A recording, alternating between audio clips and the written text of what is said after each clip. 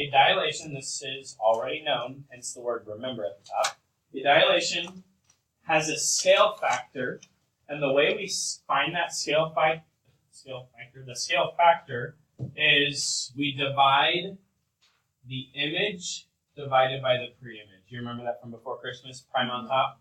No. So if we have this dilation right here, and I tell you that PQ is 9, P prime is 9, and PQ is, let's say 6.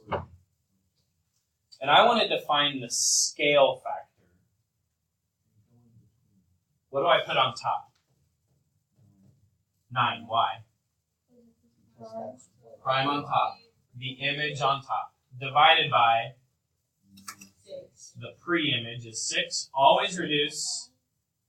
9 over 6 comes out to 3 halves. That's your scale factor. And the way you can check this is if you have your calculator. What's the what's the pre-image? 6 or 9? The one that came first without the primes. If you take the pre-image and you multiply it by the scale factor, which we just found out is 3 halves. So do you remember how to shortcut put in a fraction? Math. Right. Up. N over D. And then multiply it by 3 halves. Oops. What do you think we're going to get if we multiply 6 times 3 halves? 9. Okay? So if you multiply the pre-image by the scale factor, you should get the image. Okay, so now I want you to, just as a review, find the scale factor of these 3 dilations on your own. They're not always getting bigger. Sometimes it's getting smaller. So you have to pay attention to what's prime and what's not. So go ahead and do those real quick. Yes, you should. Number 1, you're not talking, I am. What goes on top? 4. Prime on top. 4 on top. 4 over. Reduces to. Scale factor of 2/5. So is number 1 an enlargement or a reduction? Reduction because the scale factor is less than 1. 2/5 is less than 1. Okay. Number 2. How is 2 different than 1? Well, number 1. Well, on number 1, they actually tell us. They actually tell us the size of the shape. But on number 2, do they tell us the size of the shape? No, they tell you how far it is from the center. So how far is P prime from C? 30. So prime on top, how far away is P prime? 30 divided by 15 is 2. So it's twice the size. So was that an enlargement or a reduction? Enlargement. And number 3, you could do number 3, Ethan, 2 different ways. Prime on top would be 3 over 7. And obviously 3 over 7 doesn't reduce, so that's your answer. We could have also done the distances. How far away is Q prime? How far away is Q? Both of those divide by 2. You get the same thing. Either way you did it, you should have gotten 3/7. Do what? Because 15 plus 15 is 50. It's just a recap of what that little packet just taught us. Shapes are similar if they have the same shape, but are not necessarily the same size. And dilation is always a way to show that shapes are similar. So 1, if I enlarge that, it would be the same size as 2. Those are similar. But if you take, on the right side, if you take 1 and you make it bigger, would it ever lay flat on top of that blue triangle number 3? No, they're not even the same type of triangle. So that is not similar. 1 could go into 3. Okay. Next is just a quick little beware. This is what people usually mess up on the test. So scale factor is what do you need to do to the pre-image to transform it into the image. And what we just did is we said prime on top, right? Prime is the image. Which one is the image here? 1 or 3? 3. Which one is the pre-image? The arrow.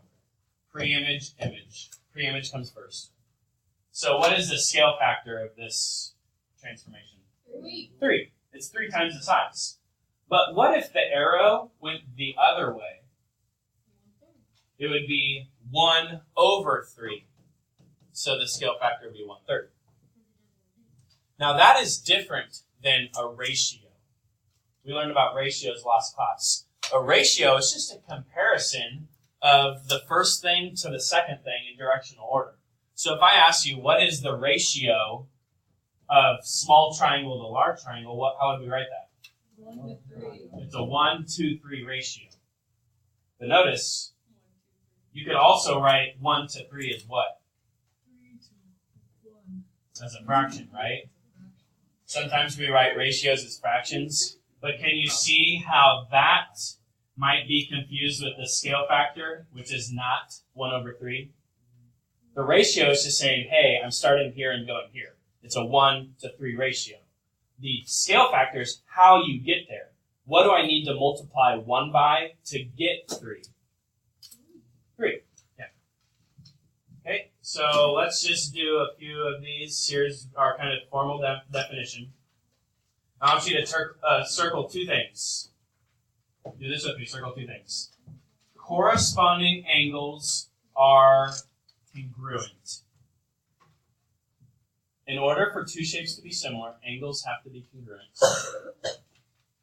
But do the sides have to be congruent? No. No, they have to be proportional. That's kind of a new word for today. So repeat after me. Angles have to be,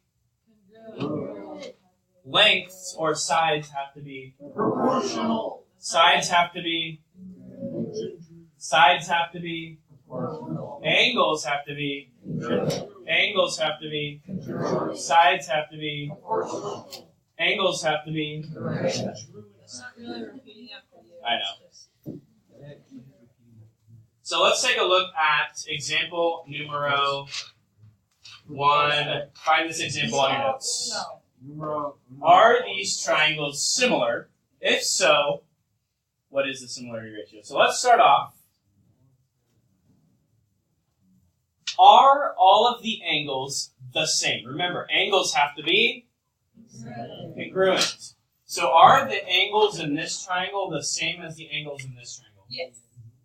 You just said yes, but do you really know? Yes, I'm just doing the math. What angle is the most obvious? N is definitely congruent to Q. So write that over to the side. N is congruent to angle Q. That's for sure, right? Now, how many angles are in a triangle? How many do we know? 2. We know 2, right? Because the right angle. How could I find angle P? Even though it's not there. You know, how could I find angle P? 90 minus 27. Good, 90 minus 27. Or you could do 180 minus 90 minus 27, right? Because they have to add up to 180. So what is 180 minus 90 minus 27? 63. It is 63. So it was hiding. But now it's pretty easy to see that angle P is congruent to what? Good. And we can do the same thing for triangle TQR. If this is 90 and this is 63, how could we find angle T? Do the same thing, subtract them from 180. So 180 minus 90 minus C, or 63, is 27. We don't need to do that though, because we already know. You have to prove all 3 angles are congruent. But Well, isn't yeah, it but if we you don't know have that to. 2 angles are congruent, that you... Then the third, you could state that as well. The third angles theorem, yeah. But then you'd have to write, you just need to state it somehow. So now we can see that angle M is congruent to what? So check. The first part of proving similarity is done. All the angles are congruent. What was the second thing we had to show? The sides are proportional. Now this is the new part. What, and it's easiest to kind of do this side by side. So I like to think, what is the longest side in the left triangle? 2.2. And I'm going to divide that by the longest side in this triangle, which is what? 1.1, right? That's the largest of the three. So largest divided by largest. What is 2.2 divided by 1.1? 2. It's 2. Okay, now what's the medium side in the left triangle, the medium length one? 2. 2 is the second largest, right? So medium side divided by, what's the medium side over here? 1. 1. What is 2 divided by 1? 2. 2. Now what is the smallest side in the left triangle? 1. Divided by the smallest side in this triangle? 1 divided by 0.5 is 2. Were all the sides the same? No. They're proportional. That means if you take their ratio, if you divide them, it will always come out to the same number. So the sides weren't the same, they're proportional. So are these triangles similar? Angles are congruent, sides are proportional. So let's write it out. Triangle MNP is similar to triangle TQR. For this one, guys, listen up. We got 9 minutes left. The hard work is done. Are these shapes similar? Are the shapes similar? Yeah, they just straight up tell it to you. If the shapes are similar, what do we know about the sides? They're proportional. Hence, what you learned last class, you learned how to set up a proportion. If sides are proportional, you can set up a proportion. So the way we're going to set this up, what is the only complete ratio that we know from side to side? For example, I know this is 35, but I don't know its corresponding one. What's the only complete ratio? Yeah, we know 40 definitely goes with 16. So I'm going to write 40 over 16. And then the way we set up a proportion is we take a fraction and we set it equal to another ratio of corresponding parts. So if I'm doing 40 over 16, what am I going to put on the top of my next fraction? 45. 45 over 2x plus 4.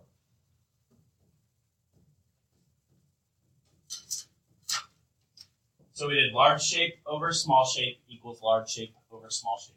Now how do we solve a proportion? Cross multiply. Cross multiply. Go ahead and do that on your own real quick. So you should get 720, right? Equals. Now what do you have to remember when you multiply 40 times 2x plus 4? Yeah, 40 times 2x plus 4, you need to distribute the 40 through. So you should get 80x plus 160. Finish on? So x equals 7. Okay, could I do, so I just want you to tell me yes or no. That's all I want you to say. Could I do 48 over 30 equals x over 25? Yes. Good, correct. Could I do 24 over 15 equals x over 25? Yes. Could I do x over 25 equals 48 over 30? Yes. Could I do x over 24 equals 25 over 15? No. Yes, you could. That's long side over short side equals long side over short side. As long as your proportion makes sense, it will work. Now, could I do 24 over 30 equals x over 25? No, that's not corresponding sides, okay? So there's tons of ways you can set up a proportion. You just have to make sure you line up corresponding sides.